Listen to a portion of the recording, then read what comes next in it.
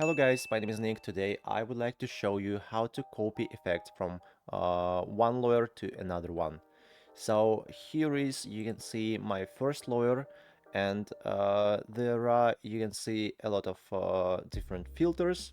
And for example, I want to copy them to to my second layer. So all you need to do is just drag your effects and drop it to the second layer, just like that.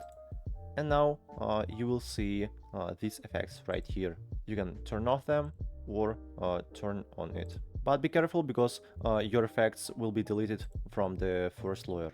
You can just copy it, for example, then turn off this layer, and then get back these effects to the first layer. Yeah. Hope my video was helpful. Please don't forget to like this video and subscribe to my channel. Thank you so much for watching. Bye bye.